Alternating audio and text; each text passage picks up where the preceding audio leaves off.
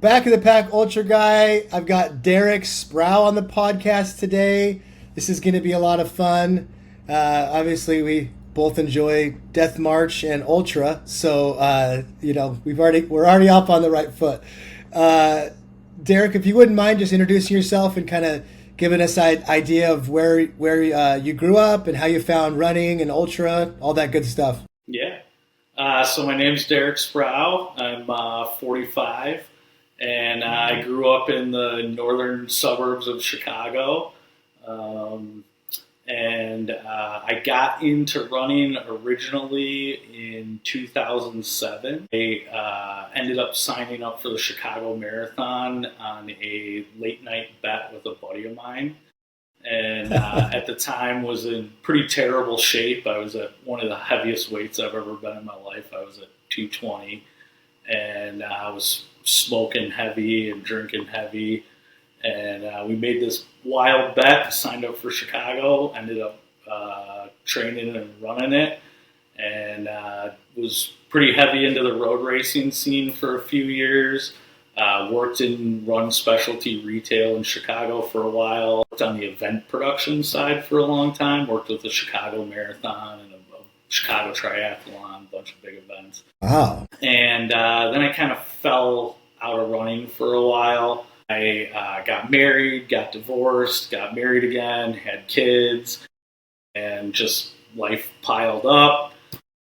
So running kind of got put on the back burner, fell into some bad habits, started smoking again, and during COVID started drinking real heavy. I've never been somebody who shied away from a good time, but things got a little too much during COVID. Year in the early spring, around April, I had March actually had decided to quit drinking and smoking, and I live in a great area with lots of trails everywhere, near the Wisconsin border. And was driving home from work one day, and something just pulled me to the trailhead, and I went out there and I just started hiking on the trails, and I found myself jogging a little bit, and I just kept going back. Just built and built. And on New Year's Eve this past year, I went out running at like 7:30, 8 o'clock at night. And I kind of had in the back of my head that I was going to try to run 25 miles for 2025 for the new year. And I ended up running like 26.7 miles or something that night. And it just felt great. And all that stuff that I'd gotten from running kind of clicked from before. Back when I ran road before, I always kind of knew I wanted to end up on the trail and ultra scene. That was in the, early 2000s when Born to Run was coming out and all the Dean Karnazes books were coming out. Yeah. And ultra was really kind of in its earlier years then. That was back when I think Leadville, you could have signed up a couple weeks before the race if you wanted to. So I being heavily in the industry, I obviously fell into reading all those books and getting into that, and it was somewhere I always wanted to go. And this time around, I just found my way back to it. I've mentioned before on some other podcasts, I think a lot of it might just be access. In my younger days, I was living in the city, and road was kind of the only option. Now I'm out here more of a rural area, and like I said, we got nice trails everywhere. We're not too far from the Ice Age Trail in Wisconsin, and so it really allowed me to just delve into that. And I think that, I'm sure you've heard this before, it's very prevalent in the ultra community, but that coupled with everything I was going through with getting sober and all that stuff, the solitude of ultra and being out there in the woods and everything, it just captured me. So, yeah. Yeah, it's so interesting to me, and I'm never cease to be amazed by my guests and their stories. especially the ones around recovery. It seems like endurance sport, but specifically ultra, really draws in, I don't know if it's a personality type or I don't know what it is, but I've had so many guests that really leaned on endurance sport, especially as ultra, like I said, to help them get over drinking and drugs, whatever it is. It's something that it's just an outlet or a way that they can kind of focus all that energy that they were focused on into something different.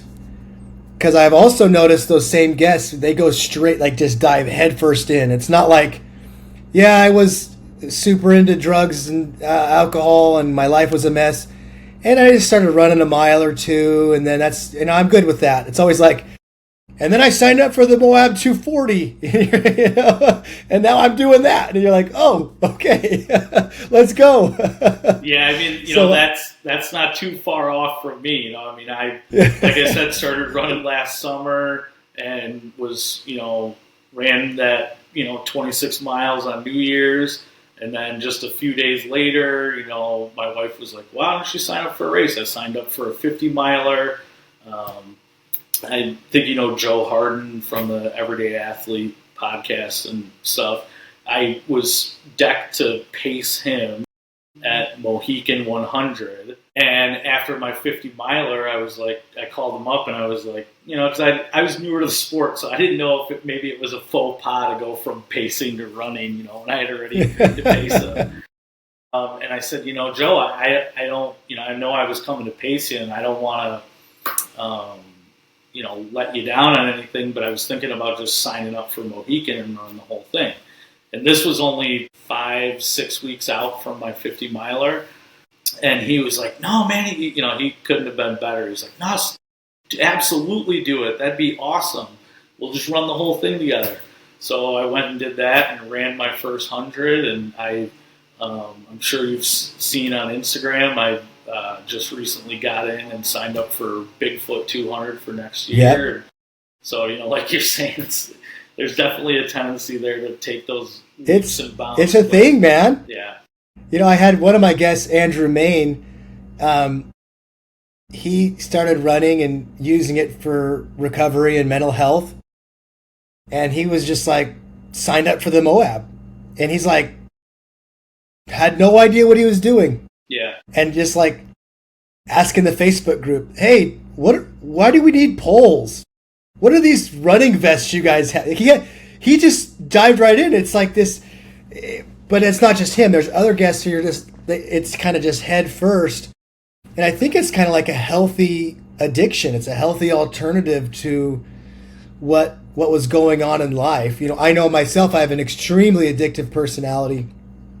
And for me, when getting into endurance sports, it was like not even one rabbit hole. It was like rabbit hole after rabbit hole, just diving in as deep as I could go and trying to eat, live, breathe, ultra, endurance sport. So yeah, it's definitely something there. Maybe some Harvard or Stanford genius will study us and figure it out. But for me, I don't know what it is.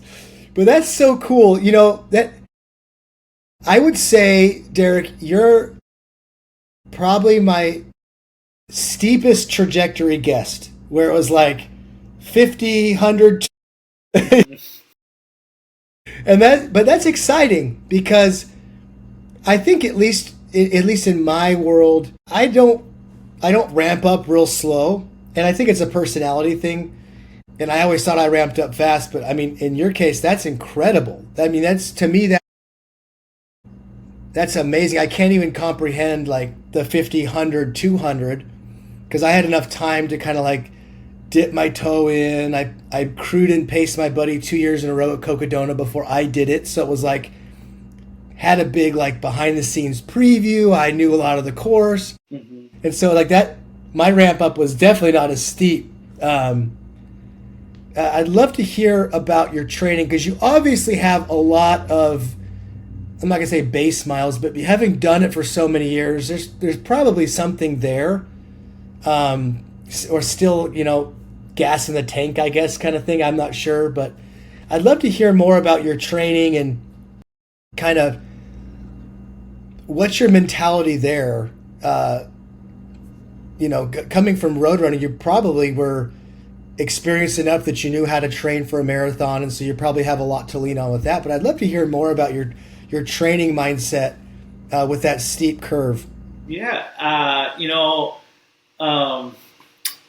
so obviously, I think it's no secret the road side can be, not in a bad way, but it can be a little bit more rigid, and especially in training. But I think you need that. It's a completely different animal. You know what I mean?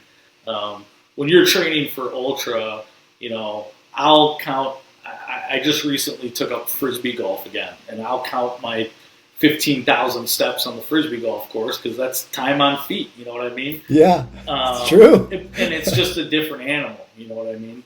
But and when I was on the retail side, especially, I worked in a big store, and we did a lot of training groups for everything from running to cycling to swimming, and everything for triathlon. So I definitely have that base to work off of, but having that base, I think, allows me to be in the unique position where I can, and because I've been doing it for a while, that I'm pretty in tune with my body, that I can train kind of more by feel. So I'm definitely not somebody that strictly follows a day-to-day plan. You're never going to hear me say, like, I got 10 miles decked for today, and that's what I got to get. It's more like, I know I need to run X number of times this week, shorter and easier, and maybe one time a little faster at a tempo pace, and I need to get my long run. But I'm not super hard with myself about when that falls. If I'm having a crappy day and I'm just not feeling it, I may not go. Sometimes I push myself to go, and those are great days. You know what? And sometimes the days that you think you're going to go out there and crush it, you're like slogging bricks. You know what I mean? But I train much more by letting my body dictate it. And I'll have days where I'll go out for my long run, and I think I'm going to run 25 miles today, and I feel great, and I end up running 35, and that's okay. So yeah, it's probably not the most orthodox thing in the world, but like I said, I'm able to do that because I am very in tune with my body, and I do have a good grasp on the basics of what you need to be building that base and train. And I also pay very close attention to things, like I said, what I'm doing in addition to that in a week for my time on feet. I also work a very physical job. So a lot of my day is being on my feet, moving heavy things. It's a workout in and of itself. So yeah, I think all those things count.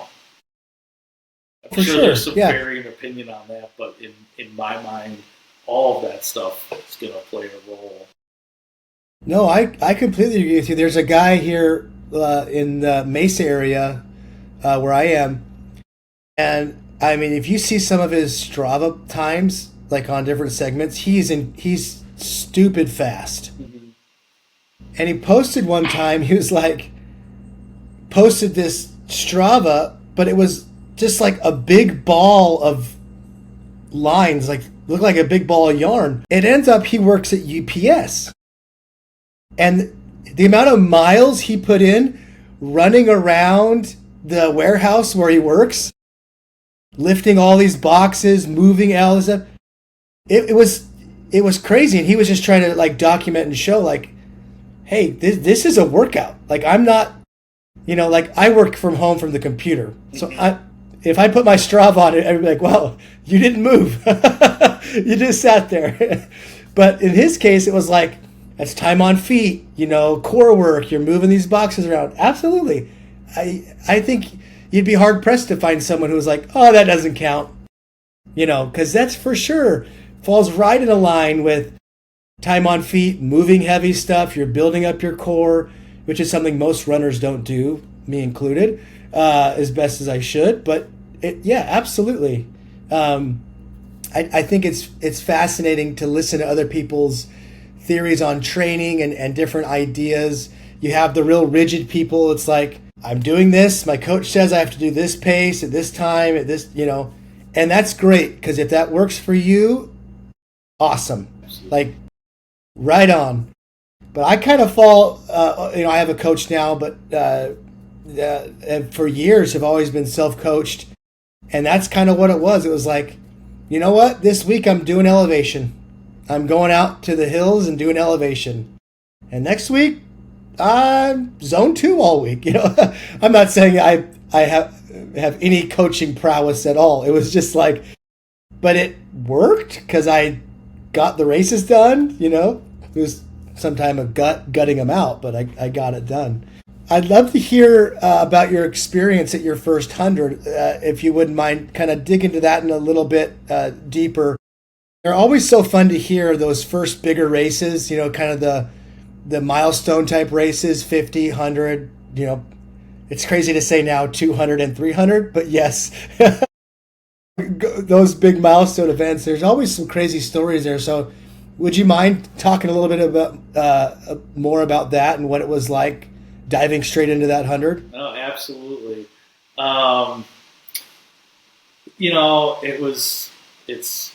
It's unforgettable. Doing something like that is just, I don't have to tell you or probably anybody listening to this, but, it's an unforgettable moment. And over the course of something like 100 miles, you experience every emotional place you can be, and a lot of them you experience 3-4 times. And it's incredible. Mohican 100 is in Loudonville, Ohio, and it's pretty far east in Ohio, so you're starting to get closer to the Appalachians and into some of that real hilly terrain. So for a Midwest race, it's got some fairly gnarly stats. It's a little over 12 or 13,000 vertical feet of climbing for the 100, and then nice. About match descent, which for being in the Midwest is pretty good numbers. And there's not a lot of flat spots on that course. Most of the time you're either going up or down. And so, like I said, I ran that race with Joe Harden, and we started together. Joe, unfortunately, was having kind of an unavoidable knee issue that day. I was too in the later stages of that race. I don't probably, him living in Indiana and me living in Illinois, neither one of us were really able to adequately prepare for that kind of constant climbing. So at around just shy of mile 50, Joe had to pull the plug, which was brutal. Even Joe out there was like one of the hardest things I've ever had to do. It was a very emotional moment. I was on my first 100, so I didn't have a clue what I was doing. You mentioned poles earlier. The first time I ever used poles was at Mohican, because a week out from the race, everybody was telling me you should have them. You're like, what do I do with them? I was as green as could be. And so, there was that aspect of it. This was also a guy who I had built a pretty close relationship with over the last, 8 months to a year. And we were super excited to be doing this together. And it was Joe's second attempt at the 100 distance. And so I was really pulling for him. And so it was just a really difficult experience to walk away at that aid station. But Joe was great. He was like, man, if you're feeling good, if you got lightning in a bottle, go for it, because he's got the experience to know. And as you know, you're going to have days out there where you feel great and everything works. And you're going to have days out there where no matter what you do, you're going to end up walking off that course early.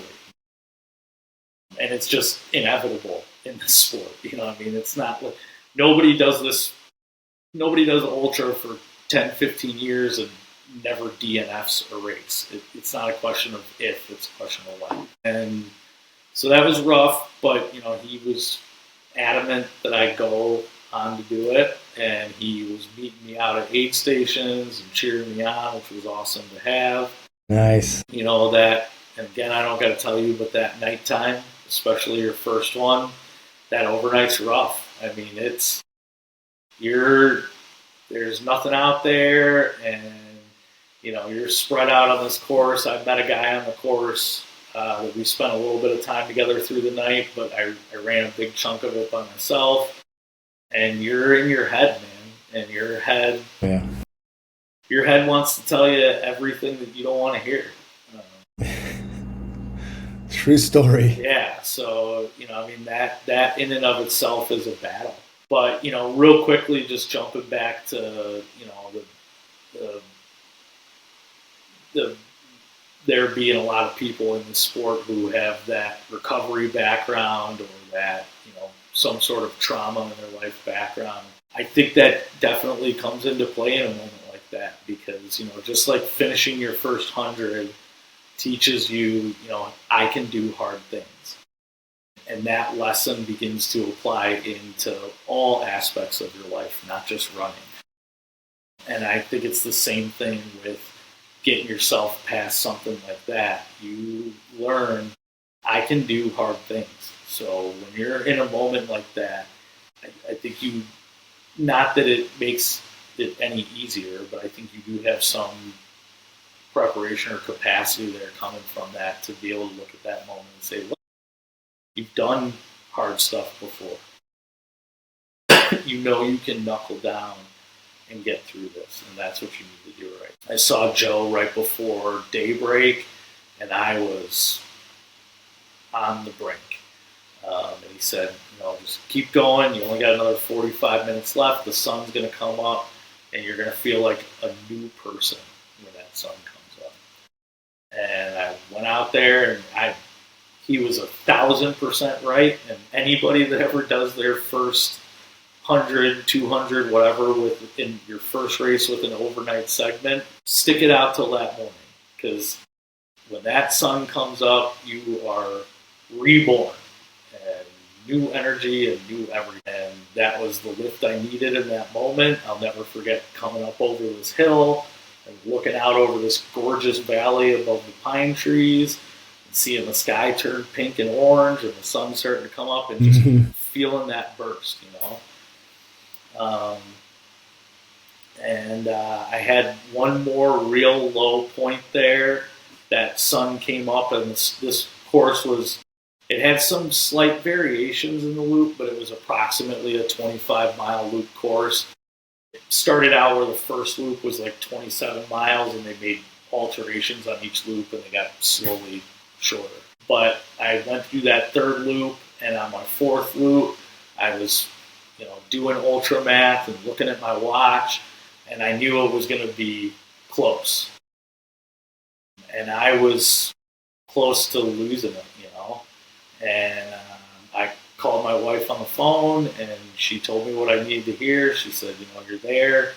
I think that you're going to kick yourself if you don't at least just go for it. And I kept pushing, and I finished. And that coming, when you get there where you can see that finish line, there's nothing like it. Tears were streaming down my face. I was smiling ear to ear. I was in so much pain. I didn't know how I was going to walk from the finish line to my truck, but I was still able to, sprint in that last, 150 yards, because it's just, there's nothing like it. There's nothing like there aren't words. Yeah. I mean, and even right now, every time I talk about it, I mean, the emotion is there. It comes right back up. It's just such a pivotal moment to sit there and see the culmination of that work, and also to have that moment where you go, holy shit, I can do whatever I want to set my mind. Yeah, I think you trying to describe it and not having the words, I think it's important to kind of touch on that for a second, because you really can't. Have you ever tried to take a picture, like you're out and you see this beautiful, majestic landscape or something, right? Whatever it is, you try and take a picture of it, and to you it's still magical, but you show it to someone and it never translates. You can't, like, oh, that's beautiful, but that magic doesn't translate. And it's the same thing when you're trying to talk about the finish line or any one of these low moments or these high moments. You can't, there's no words to transfer that feeling to someone else. They just can't understand it unless they've done it. And then they go, yes, it's amazing. You can never recreate it.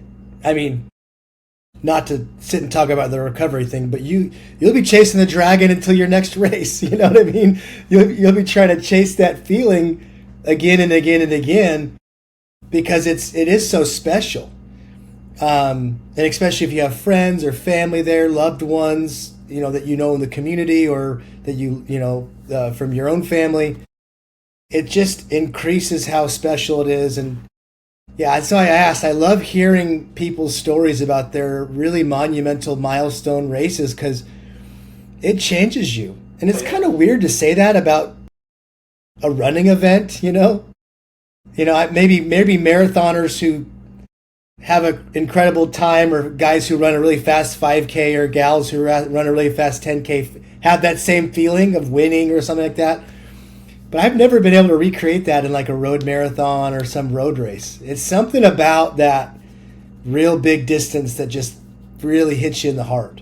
Yeah, I mean, finishing my first marathon was a really huge deal.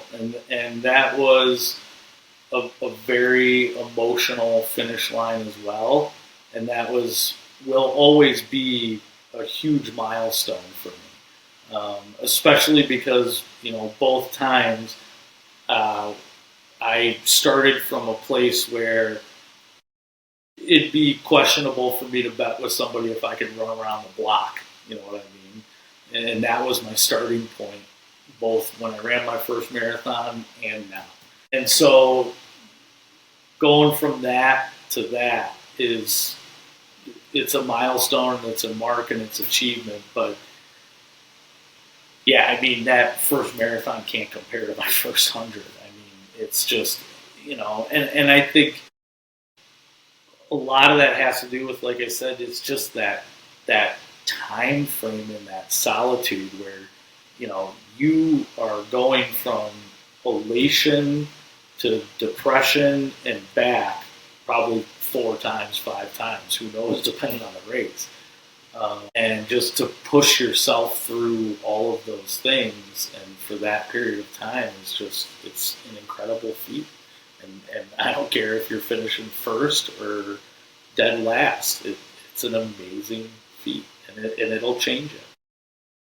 Yeah, I couldn't agree with you more. I mean, I interviewed the gal who took last place at the Arizona Monster 300. And no, not taking away from the first place guy, Pete. Mm-hmm. You did great, Pete Mortimer. Yeah. But listening to her story, she was out there for so long, 7 days almost altogether. And it's just unreal. You're like, yeah, you're incredible. It's like that. So the last place, in my mind, has such an amazing story.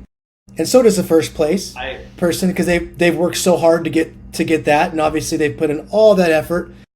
But that last place story, for some reason, it just kind of pulls at my strings a little bit deeper, because it's just amazing what they do to just stay out there and stick with it. You're totally right, and when you talk about the time out there, I mean you're absolutely right. One of the things that I did in race production was I built the finish line for the Chicago Marathon for a decade, and we are the first ones on site when build out starts 5 days before the marathon. Because we have the biggest structure on site, and we are the last ones off site because we have to wait for the last person to finish before we can start taking down our structure.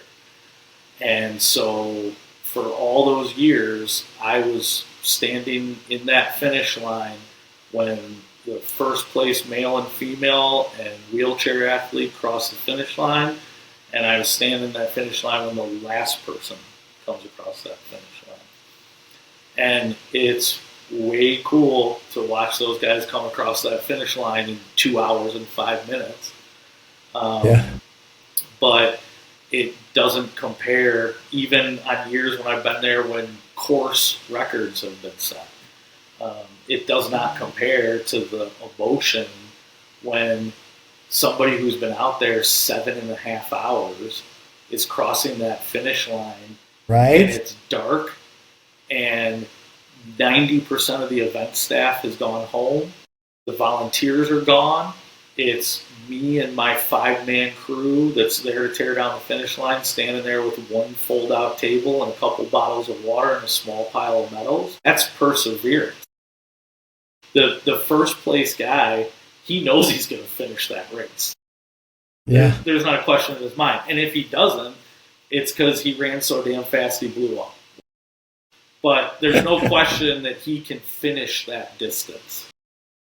That last place person is wondering if they can finish that distance before they tear that finish line down and go home.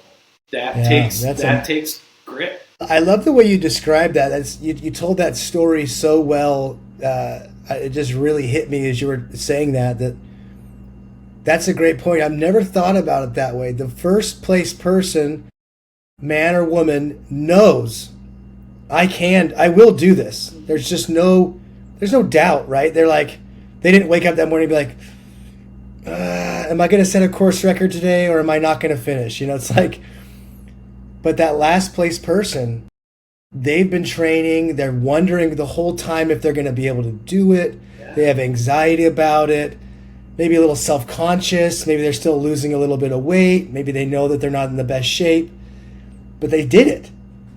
I love the way you put that. That really hit me, Derek, when you said it that way. That's a really interesting perspective on the back of the pack, middle of the pack, runners that are leveling up, and it's like, am I going to be able to do this event? Well, and I'll tell you, I've met throughout the years plenty of elites at Chicago, and most of the elites all say the same thing. They're like, hey man, I come here, I get out there, I'm out there for 2 hours, I finish, I'm going back, I'm putting my legs in compression leggings, and I'm sitting in a hot tub and an ice bath and eating a good meal, and I'm home and done. The people really fighting are the ones that are out there for 6-7 hours trying to finish.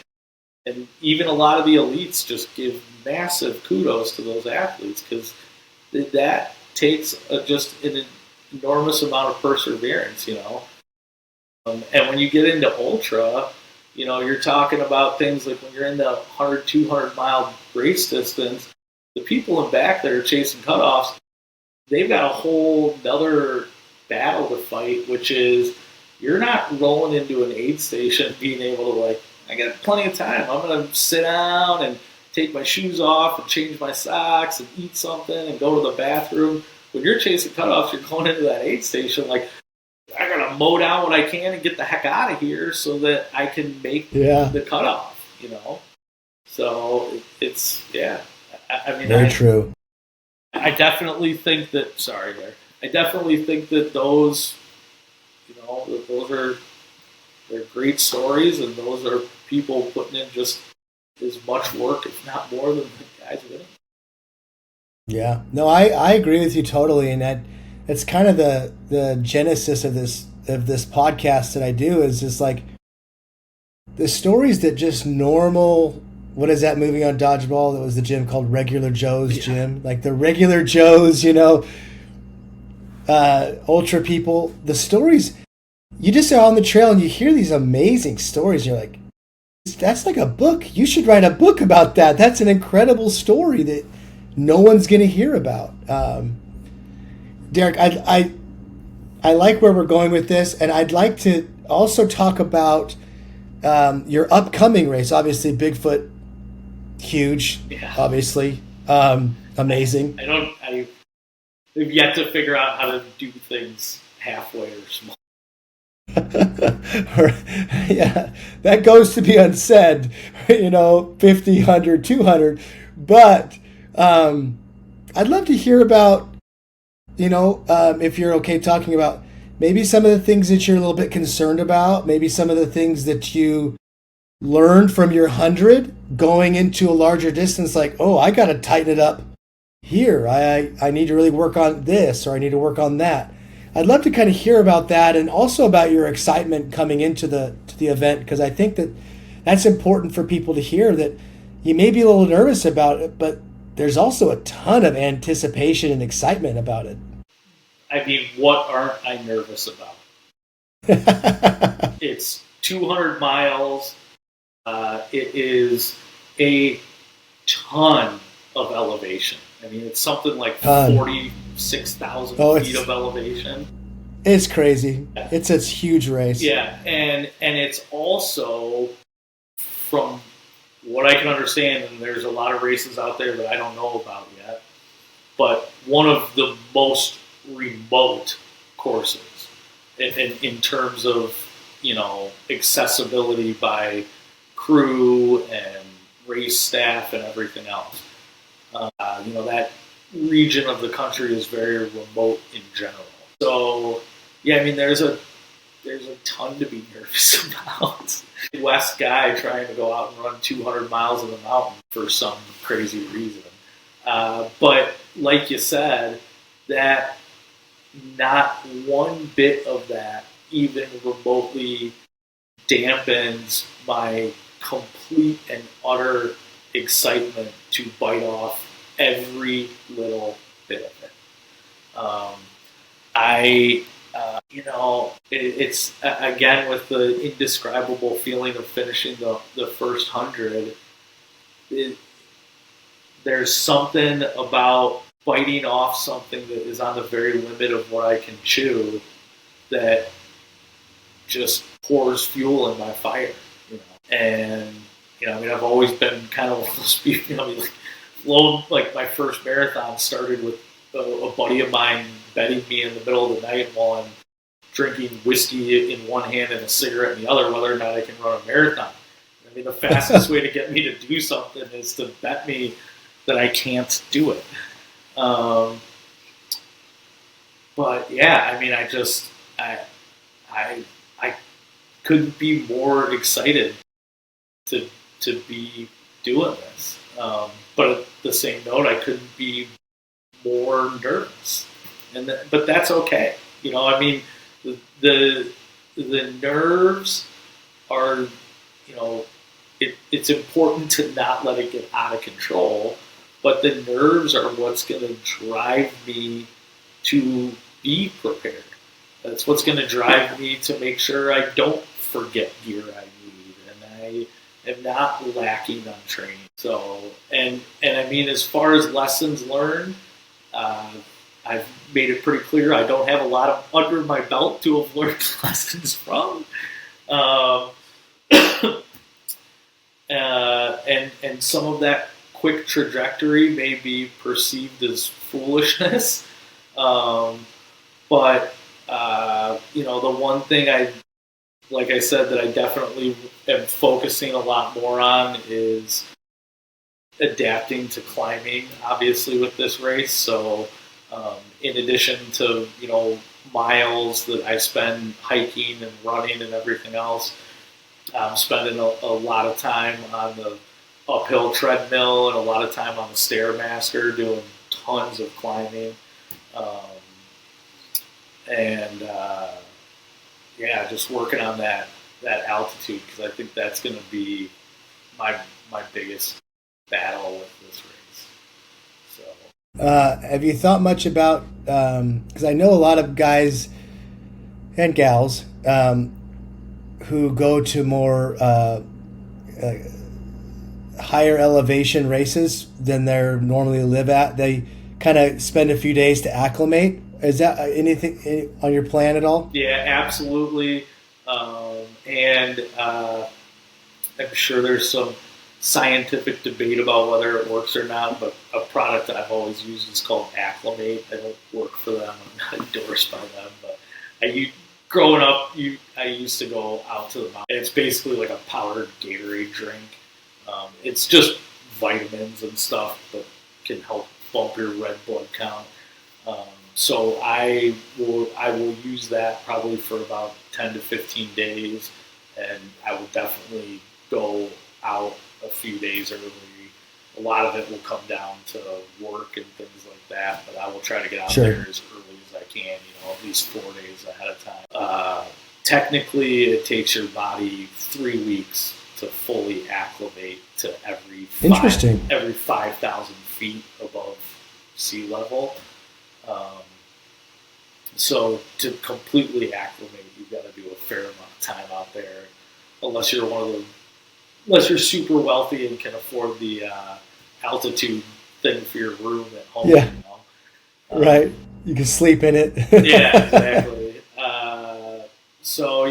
I definitely will look at doing that. I think that's important. Well, I learned something new every day. I didn't know that they had a powder, like a product that the idea is it boosts your red blood cells, so it helps you acclimate quicker to the elevation change. That's interesting. Yeah, it's like I said, I don't even know if Acclimate is FDA approved, but it's like been around forever. I mean, they were selling Acclimate in ski towns when I was 10 years old out west, and I'm 45, so it's a product that's been around a pretty long time. Like I said, it's just like a Gatorade drink, or like an emergency packet, basically. Maybe it's doing nothing, I don't know, but I've always and I have always been a person that adapts to altitude pretty well.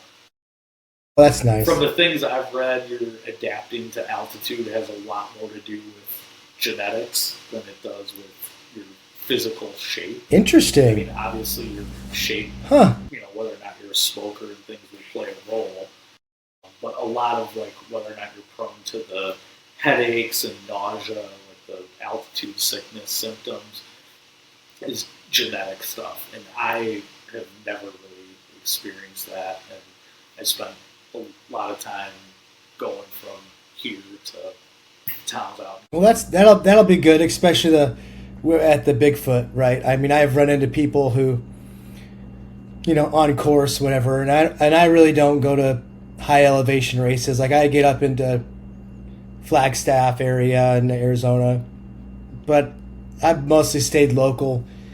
But even people coming from the valley, where like the Phoenix area up into the mountains, I've heard people mention like at aid stations, like, oh, the altitude's killing me.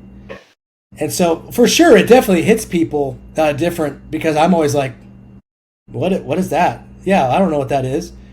Now, maybe if I was standing on top of the 14er in Colorado, I may be like, whoa, a little dizzy, but I'm so excited for you. I mean, thank you. I really am. I applaud you for doing it, because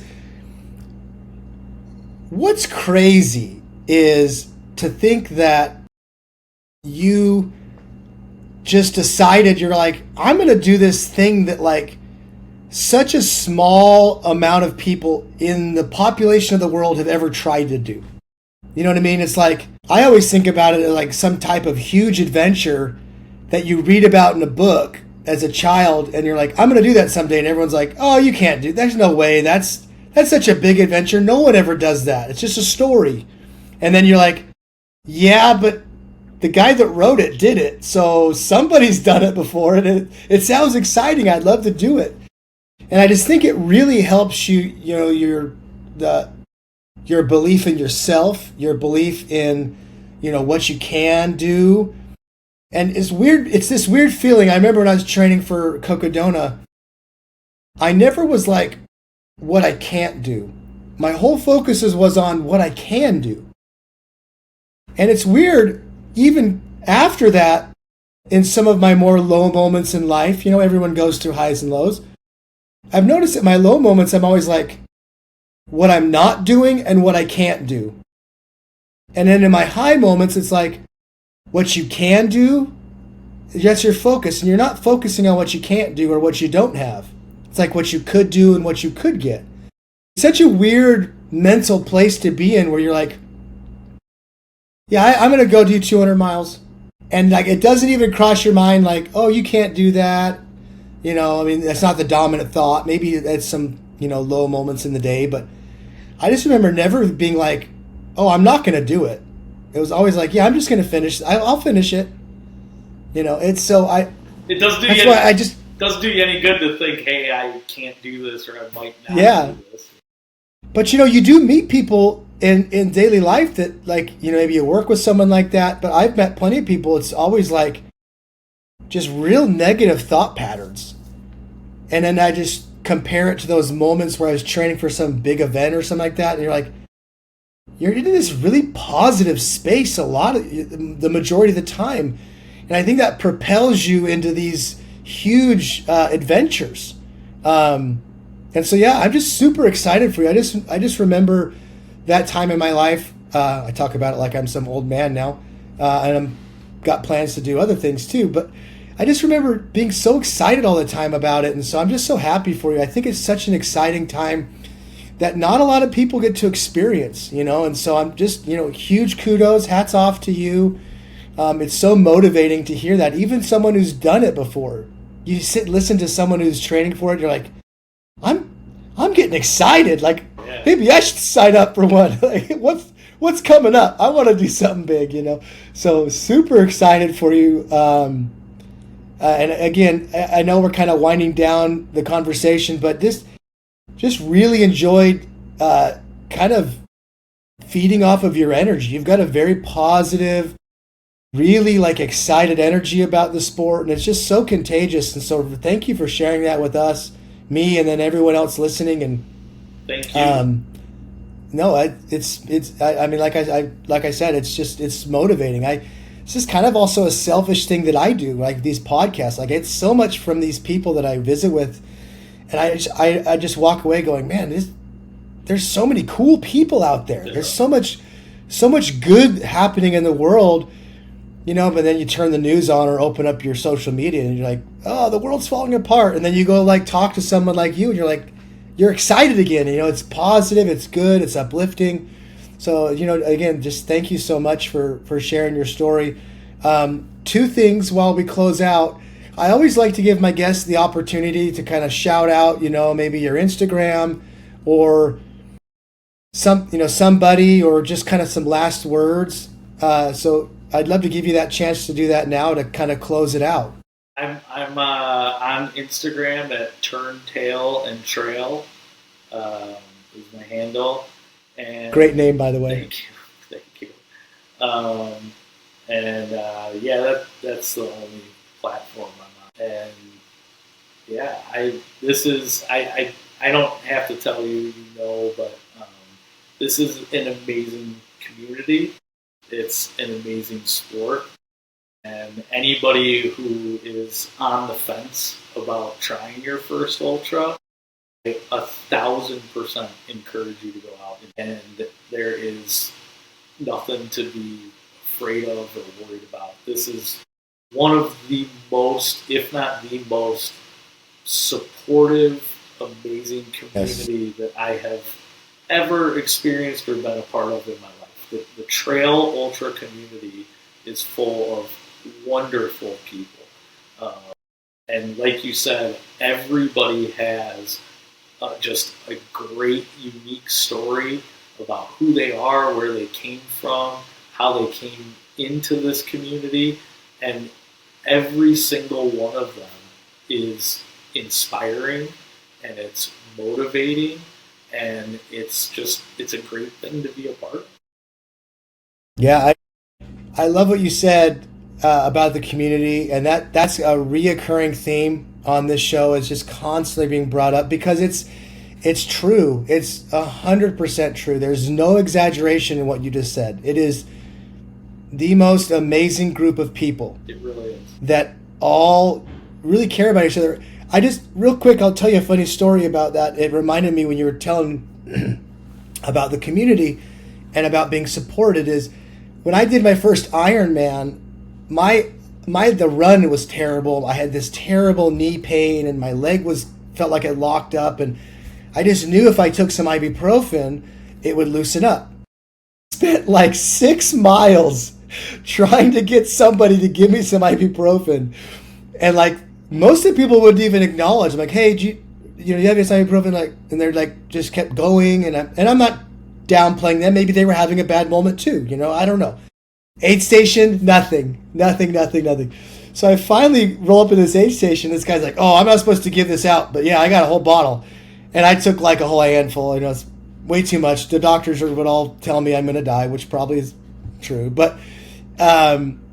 And the ultra group community, it is the exact opposite. I was just going to say, in the ultra community, somebody would see you at one aid station and hear that you need ibuprofen, and they would drive to a store, pick you up ibuprofen, and meet you at the next aid station. I'm not kidding. No. You're exactly right. It's awesome. I remember one of my first races. I was like sitting down on a stump, just kind of like getting things situated. I just left an aid station, and I was trying to fiddle with my bottles. My vest was new, and new to the sport, so I'm trying to figure it out. Guy rolls up. Do you need anything? Do you need salt? Do you need what do you need? Any fuel? What do you need? I was like, oh, I'm good. I'm just trying to fiddle my bottles. Here, let me help you with that. And I'm like, whoa, okay, because I'm coming from this other completely different world. I've had people like, what do you need? I got gummies. I got everything. I'm like, whoa. Everyone is so open and just ready to help in any way that they can. I even had one guy once be like, okay, when we get to the next station, my crew's there, I'll call ahead and tell them to have something ready for you. It's like, I met you 10 minutes ago, dude, and you're reaching out to your crew for me. So yes, 100%, and I'm so glad you brought that up, and so we could finally talk about it again on the podcast. The community is so supportive. Like if you found an ultra runner who's done it before and you're like, hey, I'm ultra curious, as my coach calls it, you've just made a new best friend, and you're going to be totally like killed with love, and you're going to be invited to group runs and sent thousands of links. This is just such an inclusive space. And the bonds you make on the trails, on the races. Oh, yeah. I ran 3.5, 4 hours during the night in Mohican with this guy who I had never met until that moment when we met on the trail. And by the end of those 4 hours, we both knew each other's entire life story. He was moving a little bit faster than me, so at one point I said, look, go ahead. I'm going to be close to the cutoff. Just leave me. I'll be good. He was at the finish line waiting for me. Yeah. We exchanged phone numbers and Instagram accounts, and we still talk to this day. And the bonds that you make, and even on the social media side in this community, I think it's just such a great little supportive niche. Where there's people you've never met pulling for you to hit your biggest life goals and dreams. Yeah, it's funny because you'll like meet someone on the trail, and you'll be like, maybe they started to slow down or something. Like, hey, are you okay? Yeah, I'm good. Go ahead. And in the trail community, you're like thinking about them the whole race. Like, gosh, I wonder if Ashley's doing okay. And like, I'll even tell like the aid stations, like, hey, there's a gal back there or a guy back there, Ashley, Tim, whatever. Like, make sure they're okay. Like, I really let them know that I was asking about it. It's the weirdest thing. It's like this trauma bonding, like you're doing this thing together. Yeah, 100%. Anyway, great last words with that. Somebody. Yeah. You're like, how do you know this person? Oh, I spent like 6 hours with them overnight at this trail run. They're like, so that now he's the godfather of your son? Like, Yeah. absolutely. Yeah. This guy's the best guy you ever met in your life. Yeah, I know everything about this guy. In those Yeah. 6 hours, I trust him more than my brother, this guy right here. Yeah, 100%. He got me through the night section. Anyway, Derek, this has been so much fun. Another thing I do with my guests is I send you a gift from Death March Running Company. So offline, I'll get your information and I'll send it out to you. Just a way to say thank you. You know, you're busy. Everyone's busy, and you carve time out to do this, and it's been so much fun. So I'm super happy. I'll get that from you. Super happy to be here, Christian. I appreciate the opportunity to come on and talk. It's been awesome. Yeah, and you know, I'm always happy to talk about it because, you know, like I said, it's an awesome thing. It's an awesome community, and it's great. Yeah, it really is special, and it's hard to communicate that with people. But you've done a really good job doing it on this episode, so thank you. Well, and for that. You're doing a great job getting it out with these stories on this podcast, Christian. So, thank you. Well, together we're going to do it. We'll do it together. Well, Derek, I'll let you go. But again, thank you so much, and I'm sure I'll be seeing you. Absolutely. Thanks, Christian. Take care.